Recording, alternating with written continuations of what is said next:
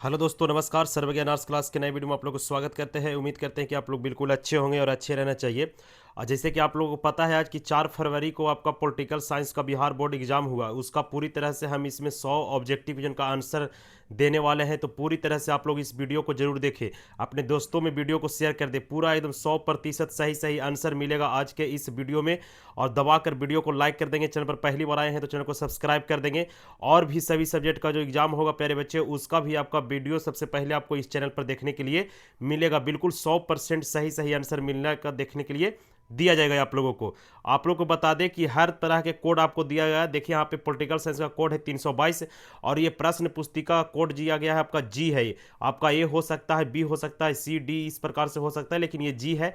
100 question रहेगा। सभी आपका जो कोड है उस सभी सेट में आपका 100 क्वेश्चन एक ही रहता है, बट खाली नंबर का आगे पीछे रहेगा कि एक में आपका दिया है तो दूसरा वाला कोड में 10 में दिया हुआ रहेगा। आप पॉज कर वीडियो को रोक रोक कर आप वीडियो को पूरा देखिएगा और आंसर आप लोग मिला लीजिएगा। चलिए क्लास को स्टार्ट करते हैं और एकदम फटाफट करने का प्रयास करेंगे। चलिए देखते पहला प्रश्न देखते हैं प्यारे बच्चे।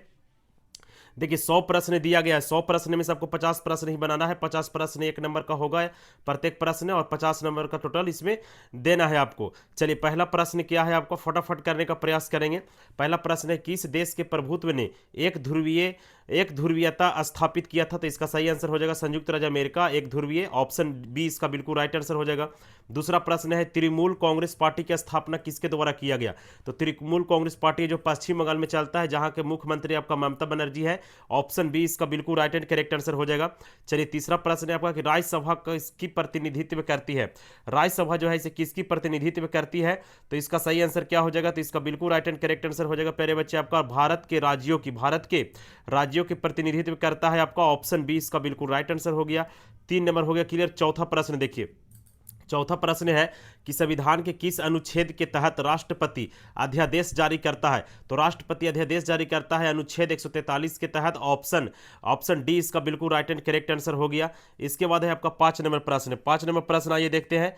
5 नंबर प्रश्न क्या कहता है? 5 नंबर प्रश्न कहता है प्यारे बच्चे आपका, इसमें 5 नंबर प्रश्न पूछ रहा है कि यूक्रेन पर रूस के द्वारा आक्रमण करने का मुख्य उद्देश्य क्या है? तो यूक्रेन पर जो आक्रमण कर रहा है लगातार रूस, उसका सबसे बड़ा मुख्य उद्देश्य है आपका यूक्रेन के तेल संसाधन, या यूरोप के साथ संबंध बनाना, या क्रीमिया को जीतना, या फिर यूक्रेन को नाटो की सदस्यता रोकना।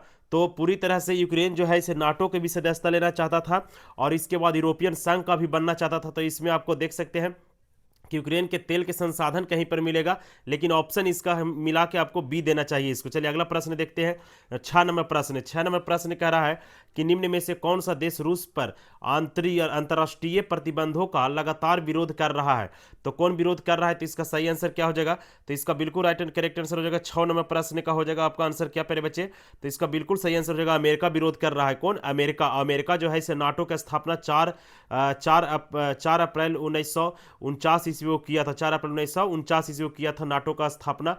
नॉर्थ अटलांटिक टेरिटरीज ऑर्गेनाइजेशन उसका सही आंसर होता है।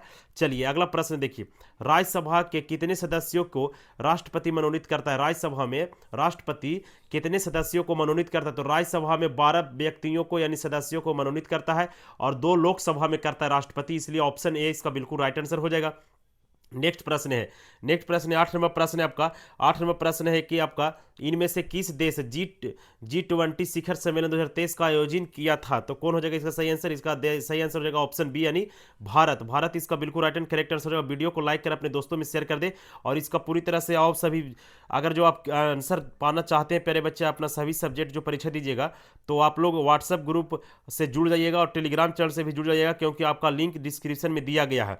इसके बाद 9 नंबर प्रश्न, एक व्यक्ति एक वोट का सिद्धांत संबंधित है किससे? तो इसका सही आंसर हो जाएगा राजनीतिक समानता से। किससे? राजनीतिक समानता, इसका बिल्कुल सही आंसर हो जाएगा। 10 नंबर प्रश्न देखते हैं। 10 नंबर प्रश्न कह रहा है आपका इसमें कि भारत और मालदीव दोनों किस क्षेत्रीय संगठन के सदस्य हैं? तो आसियान के हैं। किसका? आसियान के। ऑप्शन ए इसका बिल्कुल सही आंसर होगा 10 नंबर प्रश्न का। 11 नंबर प्रश्न देखते हैं। 11 नंबर प्रश्न कह रहा है आपका कि एक वर्ष कितना एक वर्ष में कितना में, एक वर्ष में कम से कम कितनी बार संसद की बैठक होनी चाहिए, एक वर्ष में कम से कम कितने बार होना चाहिए, तो 2 बार होना चाहिए। ऑप्शन बी इसका बिल्कुल सही आंसर होगा। बहुत आसान प्रश्न है, कोई भारी प्रश्न नहीं पूछा था, जितना पढ़ाया गया वो सारे चीज आपका पूछा गया प्यारे बच्चे। 12 नंबर प्रश्न, संयुक्त राष्ट्र दिवस कब मनाया जाता है, तो संयुक्त राष्ट्र दिवस मनाया जाता है 24 अक्टूबर, कितना 24 अक्टूबर को। ऑप्शन बी इसका बिल्कुल राइट एंड करेक्ट आंसर हो जाएगा। 13 नंबर प्रश्न देखते हैं, 13 नंबर प्रश्न क्या कह रहा है। 13 नंबर प्रश्न पूछा कि निम्नलिखित में से किस वाद में उच्चतम न्यायालय के ने संविधान के मूल ढांचे को सिद्धांत प्रतिपादित किया था, तो केशवानंद भारतीवाद किया है, केशवानंद भारतीवाद। ऑप्शन बी इसका बिल्कुल राइट आंसर हो जाएगा।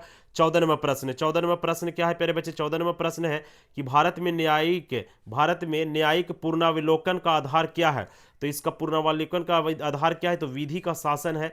ऑप्शन ए इसका बिल्कुल राइट आंसर हो जाएगा 14 नंबर प्रश्न का।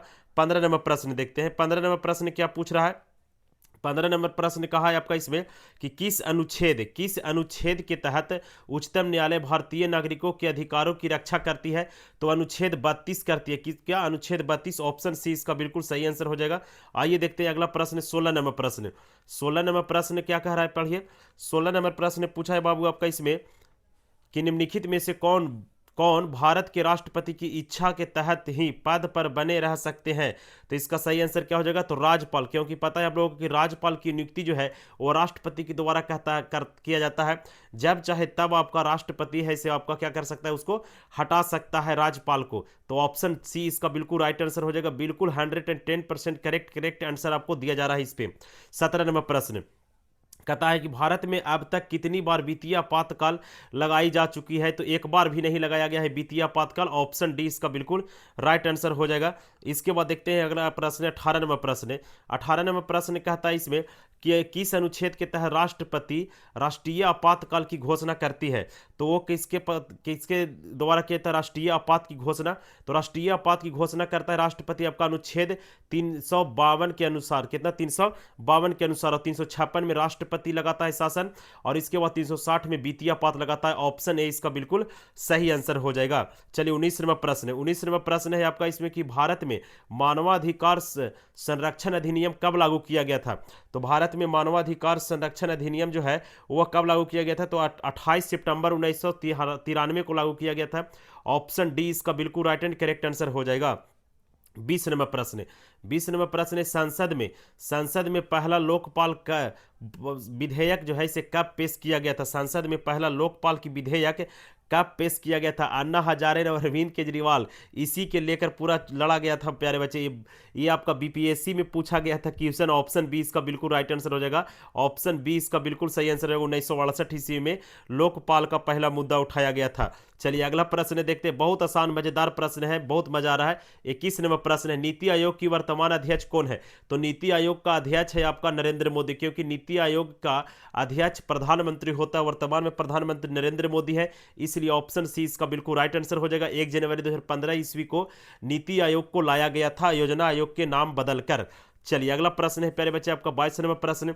22 नंबर प्रश्न क्या कहता है इसमें कि भारतीय उपमहाद्वीप में सबसे पहले सैनिक शासन किस देश में स्थापित किया गया था, तो सबसे पहले सैनिक शासन किस देश में हो जाएगा, तो पाकिस्तान में हुआ था। ऑप्शन डी इसका बिल्कुल राइट एंड करेक्ट आंसर हो जाएगा। आइए देखते हैं 23 नंबर प्रश्न।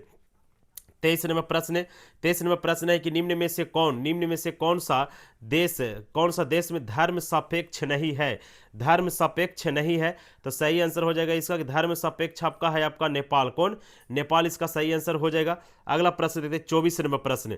24 नंबर प्रश्न है कि संविधान संशोधन प्रक्रिया का वर्णन किस अनुच्छेद में है, यानी संविधान में संशोधन किया जा सकता है अनुच्छेद कितना में लिखा गया है, तो अनुच्छेद 368 में है। ऑप्शन सी इसका बिल्कुल राइट एंड करेक्ट आंसर हो जाएगा। बहुत मजेदार है प्यारे बच्चे क्वेश्चन, किया एकदम सभी जो पढ़ाया गया होगा एकदम पकड़ के धज्जियां उड़ा दिए होंगे आप लोग, पूरा विश्वास है। इसीलिए वीडियो को लाइक जरूर करके जाएं और चैनल को सब्सक्राइब कर दिया करिए आप लोग। चलिए अगला प्रश्न है 25 नंबर प्रश्न। 25 नंबर प्रश्न क्या कहता है, 25 नंबर प्रश्न कहता है कि निम्न में से कौन एक मौलिक अधिकार नहीं है। बहुत देखिए इतना आसान प्रश्न पूछा है, मौलिक अधिकार नहीं है, तो संपत्ति के अधिकार जो है इसे मौलिक अधिकार नहीं है। पहले मौलिक अधिकार था बट इसको निकाल दिया गया और संपत्ति के अधिकार को अब मौलिक अधिकार नहीं रखा गया, इसलिए ऑप्शन सी इसका बिल्कुल राइट एंड करेक्ट आंसर हो जाएगा। इसके बाद 26 नंबर प्रश्न, 26 नंबर प्रश्न, भारत कैसा राज्य है? तो भारत जो है इसे आपका धर्मनिरपेक्ष भी है, संप्रभु भी है, समाजवादी भी है, इनमें से सभी इसका बिल्कुल राइट एंड करेक्ट आंसर हो जाएगा। 27 नंबर प्रश्न की ओर चलते हैं। 27 नंबर प्रश्न कह रहा है कि सुंदरलाल बहुगुणा का संबंध किस आंदोलन से है? तो सुंदरलाल बहुगुणा का जो संबंध है वो चिपको आंदोलन से है। चिपको आंदोलन 1972 ईस्वी में उत्तराखंड के टिहरी गढ़वाल जिला में आपका हुआ था। ये चिपको आंदोलन, अंगू के पेड़ काटे जा रहे थे जिसके चलते हुआ था। चलिए ज्यादा कहानी नहीं सुनाना है हमको, क्योंकि केवल आंसर की देना है इसमें, ठीक है प्यारे बच्चे। चलिए आपका है 27 नंबर हो गया। 28 नंबर प्रश्न देखते हैं। 28 नंबर प्रश्न क्या पूछ रहा है? 28 नंबर प्रश्न पूछ रहा है आपका इसमें कि भारतीय संविधान में किस प्रकार की शासन प्रणाली की व्यवस्था अपनाई गई है? तो बता दें आप लोगों को कि भारत के जो संविधान में है वह संपदात्मक दिया गया है। कैसा संपदात्मक दिया गया है? इसका बी आंसर बिल्कुल राइट एंड करेक्ट आंसर हो जाएगा। नेक्स्ट प्रश्न देखते हैं आपका 29 नंबर प्रश्न। 29 नंबर प्रश्न क्या कहता है? 29 नंबर प्रश्न पूछा है आपका कि निम्न में से कौन सा शब्द संविधान की प्रस्तावना में नहीं है? संविधान की प्रस्तावना में नहीं है। समाजवादी, पंथ निरपेक्ष और संप्रभुता संपन्न, या फिर आपका लोक कल्याण। तो इसका बिल्कुल सही आंसर क्या हो जाएगा प्यारे बच्चे? तो इसका बिल्कुल सही एंड करेक्ट आंसर क्या हो जाएगा? इसका सही आंसर आपका पंथ निरपेक्ष हो जाएगा, पंथ निरपेक्ष। चलिए अगला प्रश्न देखते हैं। इसका पंथ निरपेक्ष लोक कल्याण में कंफ्यूजन। चलिए ऑप्शन डी इसका बिल्कुल राइट आंसर हो जाएगा। ऑप्शन डी इसका बिल्कुल राइट एंड करेक्ट आंसर हो जाएगा। 30 नंबर प्रश्न। 30 नंबर प्रश्न है कि निम्नलिखित में से कौन भारत को धर्मनिरपेक्ष राज्य के रूप में वर्णित करता है? कौन धर्मनिरपेक्ष? तो बता दें आप लोगों को कि संविधान की प्रस्तावना जो है इसे धर्मनिरपेक्ष भारत को बनाता है। ऑप्शन बी इसका बिल्कुल राइट एंड करेक्ट आंसर हो जाएगा। 31 नंबर प्रश्न, सिंधु जल संधि भारत और किस देश के साथ है? किस देश के बीच थी? सिंधु, सिंधु जो पूछ रहा है ना, तो सिंधु जल संधि, तो सिंधु जल संधि हो जाएगा इसका राइट आंसर। ऑप्शन बी ए इसका बिल्कुल राइट है। पाकिस्तान, पाकिस्तान और भारत के बीच आपका सिंधु नदी जो बहती है उसके लेकर दोनों देशों में क्या है कि हमेशा आपका ऊंच नीच होते रहता है। तो इसका राइट आंसर हो जाएगा ऑप्शन ए। 32 नंबर प्रश्न। 32 नंबर प्रश्न है प्यारे बच्चे आपका इसमें कि शांति के लिए एकता प्रस्ताव कब पारित किया गया था? तो शांति के लिए एकता का प्रस्ताव जो है इसे कब पारित किया गया? इसका बिल्कुल सही एंड करेक्ट आंसर कब हो जाएगा? तो 1950 ईस्वी में किया गया था। ऑप्शन बी इसका बिल्कुल राइट एंड करेक्ट आंसर हो जाएगा। 33 नंबर प्रश्न कहता है, 33 नंबर प्रश्न कह रहा है प्यारे बच्चे आपका इसमें कि दक्षिण एशियाई का कौन सा देश जातीय संघर्ष का शिकार हुआ? अरे बाप रे, बहुत मजेदार प्रश्न है ये। आपका 10th क्लास के पहला चैप्टर में पढ़ने के लिए दिया पॉलिटिकल साइंस में। ऑप्शन सी इसका बिल्कुल राइट एंड करेक्ट आंसर हो जाएगा। 34 नंबर प्रश्न, 34 नंबर प्रश्न देखते हैं। 34 नंबर प्रश्न कहता है सार्क का पहला शिखर सम्मेलन कहाँ हुआ?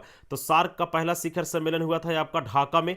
1985 ईस्वी में सार्क का स्थापना किया गया था। काठमांडू इसका मुख्यालय है। ऑप्शन डी इसका बिल्कुल राइट एंड करेक्ट आंसर हो जाएगा। नेक्स्ट प्रश्न देखते हैं। नेक्स्ट प्रश्न है प्यारे बच्चे आपका इसमें क्या?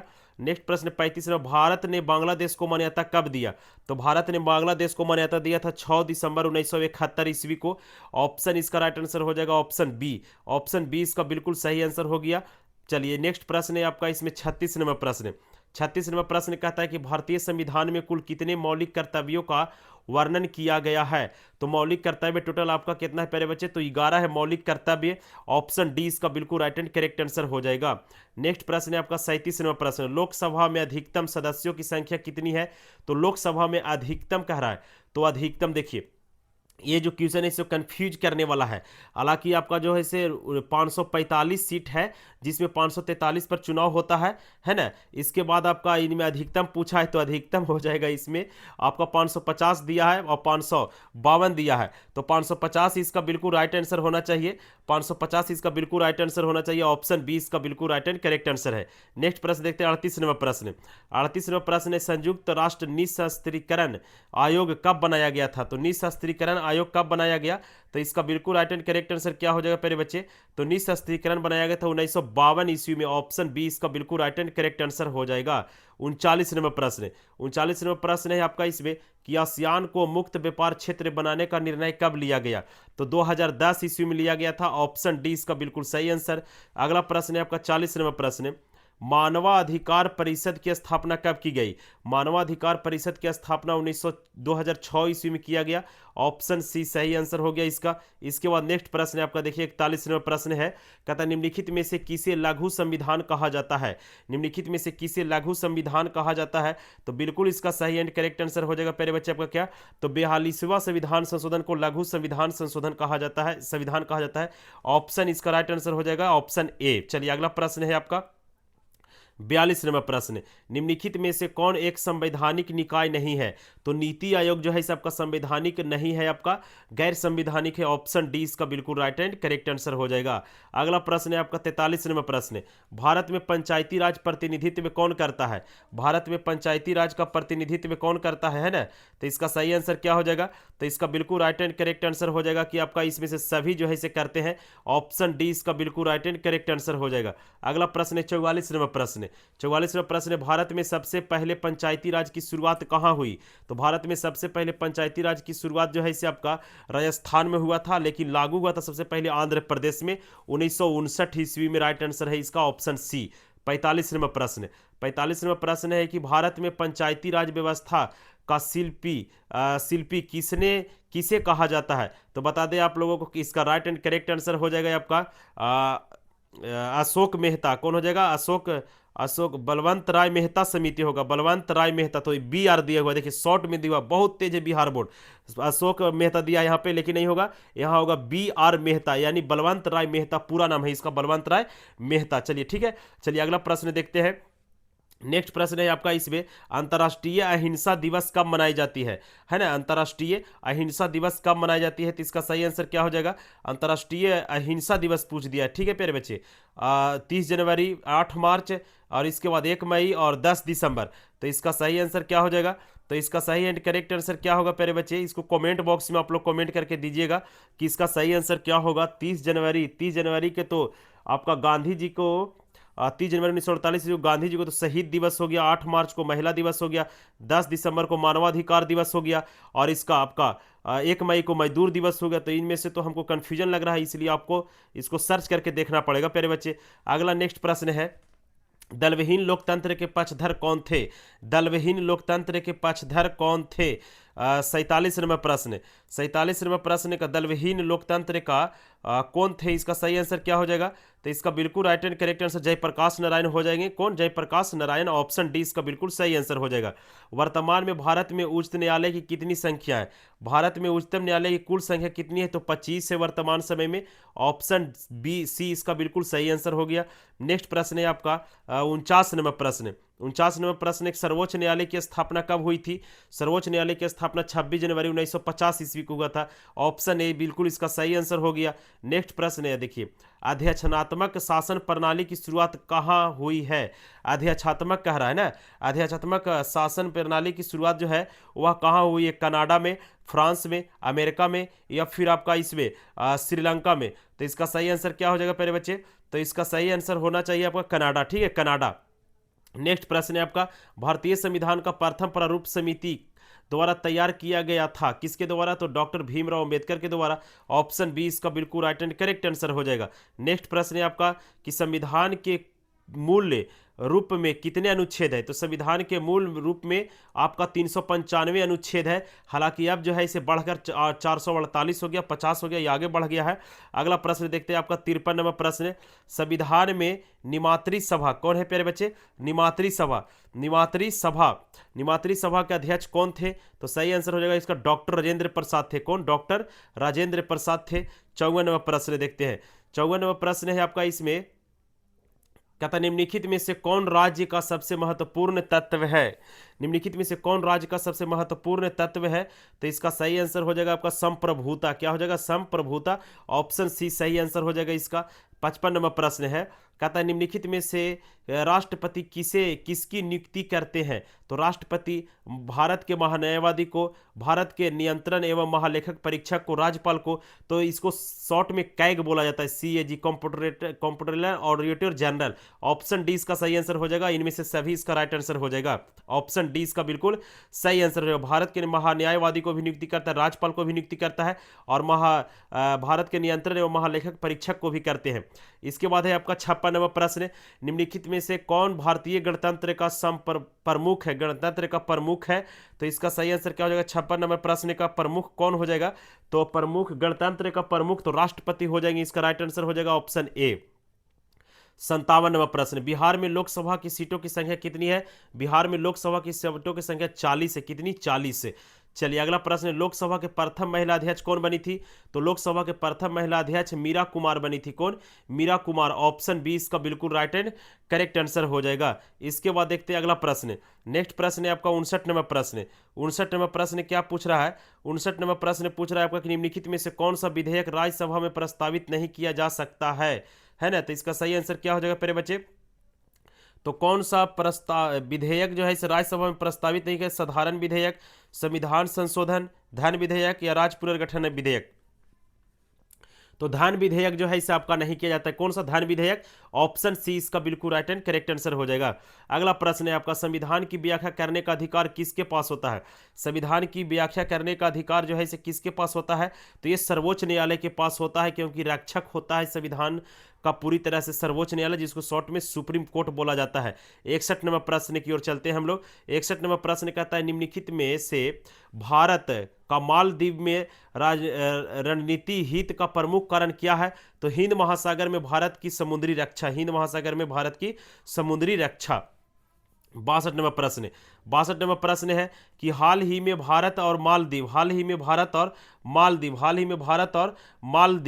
के संबंधों को प्रभावित करने वाले प्रमुख कारक क्या है?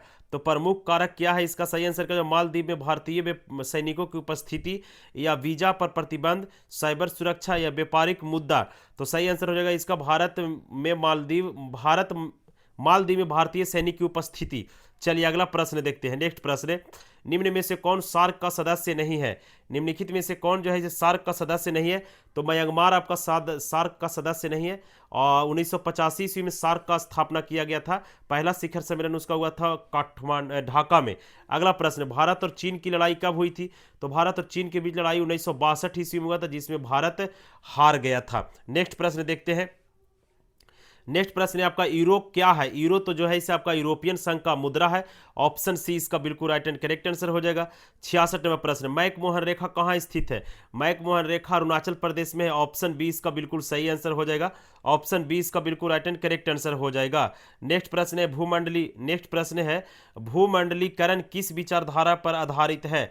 तो भूमंडलीकरण जो है इसे उदारवाद पर है। किस पर? उदारवाद पर है। ऑप्शन डी इसका बिल्कुल राइट एंड करेक्ट आंसर है। उदारीकरण किसे कहते हैं? जिसमें सभी प्रतिबंधों को सरकार जो है इसे बर्खास्त कर दिया जाता है उसके द्वारा।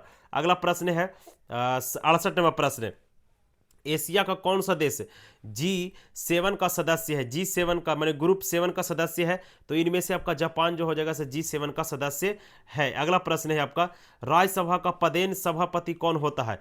तो राज्यसभा का पदेन सभापति पूछ रहा है, तो उपराष्ट्रपति होते हैं आपका पदेन सभापति राज्यसभा का। ऑप्शन बी इसका बिल्कुल राइट आंसर हो जाएगा 69 नंबर प्रश्न का। 70 नंबर प्रश्न देखते हैं। 70 नंबर प्रश्न है आपका, कानून का समान संरक्षण पद कहां से लिया गया है? तो आप इसी अमेरिका के संविधान से लिया गया। ऑप्शन ए इसका बिल्कुल राइट एंड करेक्ट आंसर हो जाएगा। 71 नंबर प्रश्न की ओर चलते हैं। 71 नंबर प्रश्न कहता है इसमें कि संविधान संशोधन विधेयक संसद के किस सदन में प्रस्तुत किया जाता है? तो दोनों में किया जाता है, लोकसभा और राज्यसभा दोनों में किया जाता है।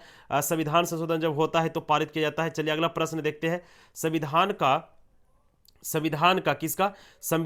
106वां संविधान संशोधन संबंधित है किससे? तो महिला के आरक्षण से है। किससे? महिला के आरक्षण से है। ऑप्शन बी इसका बिल्कुल राइट एंड करेक्ट आंसर हो जाएगा। इसके बाद नेक्स्ट प्रश्न देखते हैं। कहता है संविधान के किस भाग में केंद्र और राज्य संबंध का वर्णन किया गया है? तो भाग जो है इस 11 में किया गया है। कै में? 11 में किया गया है। अगला प्रश्न देखते हैं आपका 74 नंबर प्रश्न। 74 नंबर प्रश्न कहता है सूचना का अधिकार आंदोलन का शुरुआत कहाँ हुआ? तो राजस्थान में हुआ था 2005 ईस्वी में। कब? 2005 ईस्वी में। ऑप्शन है इसका बिल्कुल राइट एंड करेक्ट आंसर हो जाएगा। इसके बाद अगला प्रश्न देखते हैं। कहता है किस प्रधानमंत्री ने मंडल आयोग की सिफारिशों को लागू किया था? तो किसने किया? तो मोरारजी देसाई ने किए। ऑप्शन बी इसका बिल्कुल राइट एंड करेक्ट आंसर हो जाएगा। अगला प्रश्न है आपका इसमें नेक्स्ट प्रश्न है फराक्का समझौता है। फराक्का समझौता क्या है? तो फराक्का समझौता एक नदी जल संधि है। फराक्का एक बांध है जो गंगा नदी पर बनाया गया है। बांग्लादेश से हमेशा टकराव चलते रहता है। तो ऑप्शन ए इसका बिल्कुल राइट एंड करेक्ट आंसर हो जाएगा। अगला प्रश्न है आपका 77 नंबर प्रश्न। 77 नंबर प्रश्न प्यारे बच्चे आपका इसमें क्वेश्चन पूछा है कि प्रथम अन्य पिछड़ा वर्ग आयोग का अध्यक्ष कौन थे? तो काका कालेलकर थे। ऑप्शन सी इसका बिल्कुल राइट एंड करेक्ट आंसर हो जाएगा। नेक्स्ट प्रश्न देखते हैं भारतीय संसद में महिलाओं के लिए कितने प्रतिशत स्थान आरक्षित हुआ है? तो 33% महिलाओं को दिया गया है। कितना परसेंट आरक्षण? 33%। ऑप्शन सी इसका बिल्कुल सही आंसर हो गया। 79 नंबर प्रश्न है कि वित्त विधेयक को राज्यसभा कितने दिनों तक रोक सकती है? तो वित्त विधेयक जो है इसे राज्यसभा कितने दिनों तक रोकती है? तो 14 दिनों तक रोकता है। बहुत ही लॉलीपॉप प्रश्न था प्यारे बच्चे सब। अगला प्रश्न, वीडियो को लाइक कर वीडियो को शेयर कर देंगे अपने दोस्तों में और चैनल को सब्सक्राइब कर देंगे नेक्स्ट वीडियो को सही सही आंसर लेने के लिए। अगला प्रश्न है बिहार में पंचायत में महिलाओं के लिए 50% सीटों के आरक्षित किया गया है। ये 2006 में किया गया था पंचायती राज व्यवस्था में। ऑप्शन बी इसका बिल्कुल राइट एंड करेक्ट आंसर हो जाएगा।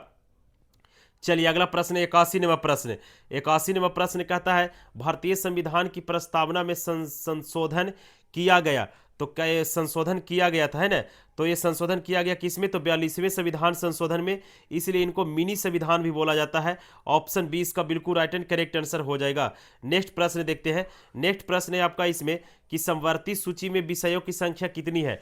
तो समवर्ती सूची में विषयों की संख्या आपका 52 है। कितना? 52 है समवर्ती सूची में। पहले 47 था या 52 हो गया, इसको बढ़ा दिया गया और संघ सूची में से भी बढ़ा दिया और राज्य सूची में घटा दिया गया था। चलिए 83 नंबर प्रश्न। 83 नंबर प्रश्न है आपका कि भारतीय संविधान को अपनाया गया। तो संविधान सभा के द्वारा अपनाया गया। ऑप्शन ए इसका बिल्कुल राइट एंड करेक्ट आंसर होगा 83 नंबर प्रश्न का। 84 नंबर प्रश्न है किसी भी राज्य में राष्ट्रपति शासन की अवधि बढ़ाया जा सकता है अधिकतम कितने दिनों के लिए? तो अधिकतम कितने दिनों के लिए बढ़ाया जा सकता है? 1 वर्ष तक, 2 वर्ष तक, 3 वर्ष तक और या 4 वर्ष तक। तो इसका सही आंसर क्या हो जाएगा प्यारे बच्चे? तो इसका बिल्कुल सही एंड करेक्ट आंसर हो जाएगा आपका 3 वर्ष के लिए बढ़ाया जाता है। कितने वर्ष के लिए? 3 वर्षों के लिए बढ़ाया जाता है ना? ऑप्शन सी इसका बिल्कुल राइट एंड करेक्ट आंसर हो जाएगा। सबसे अधिक यानी 1975 में 18 महीना तक लगाया गया था। 18 महीना तक लगाया गया था। अगला प्रश्न है कि भारत के राष्ट्रपति को अपने पद से हटाया जा सकता है। तो कौन हटा सकता है इसको? तो मुख्य न्यायाधीश के द्वारा हटाया जाता है महाभियोग लगाकर। अनुच्छेद 61 के तहत महाभियोग लगाया जाता है राष्ट्रपति पर और इस तरह से आपको हटाया जा सकता है राष्ट्रपति को। नेक्स्ट प्रश्न देखते हैं आपका इसका राइट आंसर हो जाएगा प्यारे बच्चे संसद के द्वारा। ये नहीं होगा। 85 नंबर प्रश्न का ऑप्शन डी होगा। संसद के द्वारा हटाया जा सकता है। किसके द्वारा? संसद के द्वारा हटाया जा सकता है।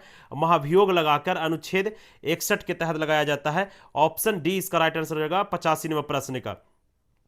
86 नंबर प्रश्न है कहता है इसमें कि 86 नंबर प्रश्न है कहता है इसमें भारत के किस राष्ट्रपति को मिसाइल मैन कहा जाता है? तो डॉक्टर एपीजे अब्दुल कलाम को कहा जाता है।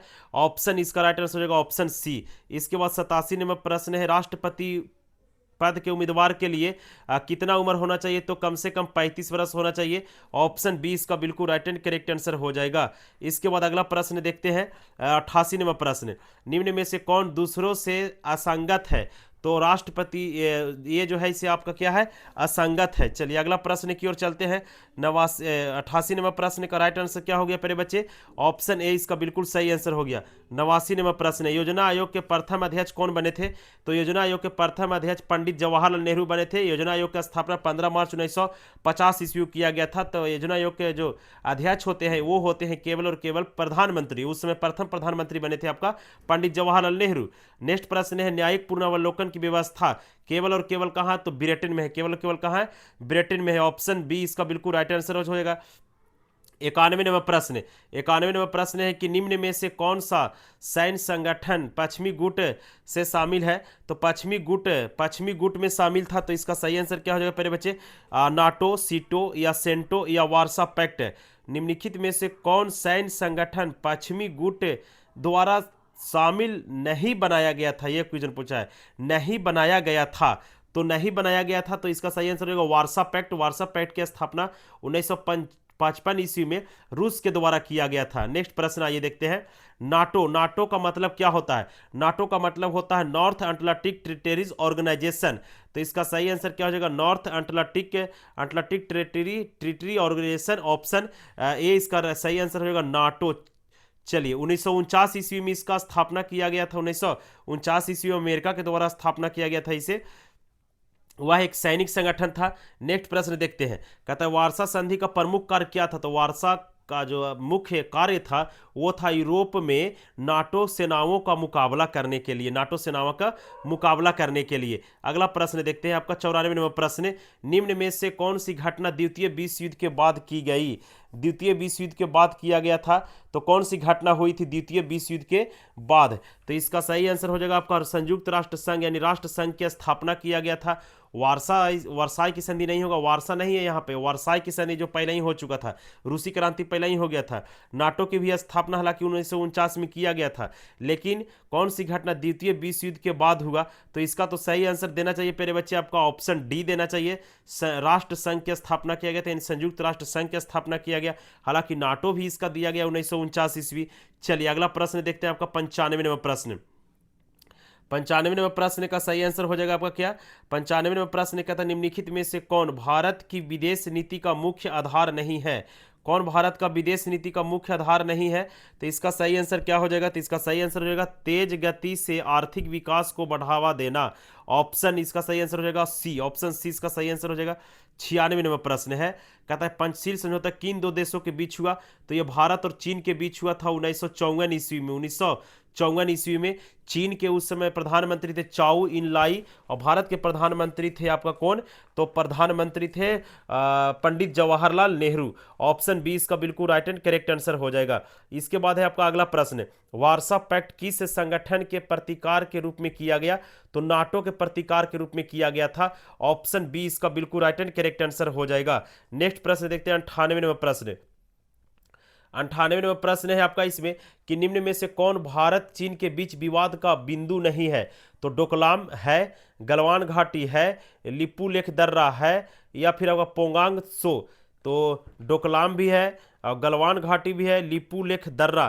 तो लिपू लेख दर्रा प्यारे बच्चे इसमें पूछा है, लिपू लेख दर्रा, लिपू लेख दर्रा। इसके बाद है पांगोंग तसो दिया गया है ना, थोड़ा सा क्वेश्चन को घुमाया है। तो इसका सही आंसर गलवान घाटी, इसको देखना पड़ेगा प्यारे बच्चे। चलिए कोई दिक्कत नहीं है इसको, उम्मीद। चलिए अगला प्रश्न देखते हैं। 1977 ईस्वी के आम चुनाव के बाद भारत के प्रधानमंत्री कौन बने? तो भारत के प्रधानमंत्री बने थे आपका कौन? तो इस समय बने थे मोरारजी देसाई, जो भारत के सबसे बुजुर्ग प्रधानमंत्री के रूप में शपथ ग्रहण किए थे। उन्हें जनता पार्टी का इस समय गठन भी किया गया था। और अगला प्रश्न है आपका लास्ट प्रश्न, योजना आयोग का गठन किस वर्ष किया गया? योजना आयोग का गठन किया गया था 1950 ईस्वी में। 1950 ईस्वी में। ये था आपका 100 ऑब्जेक्टिव प्रश्न, बिल्कुल 100% सही आंसर दिए इसमें। चलिए वीडियो को पूरा देखे है तो लाइक कर, चैनल को सब्सक्राइब कर, अपने दोस्तों वीडियो को धड़ शेयर कर दे। और कल का जो आपका सब्जेक्ट है उस सब्जेक्ट पर भी वीडियो आपको सबसे पहले देखने के लिए मिलेगा। जय हिंद, जय भारत।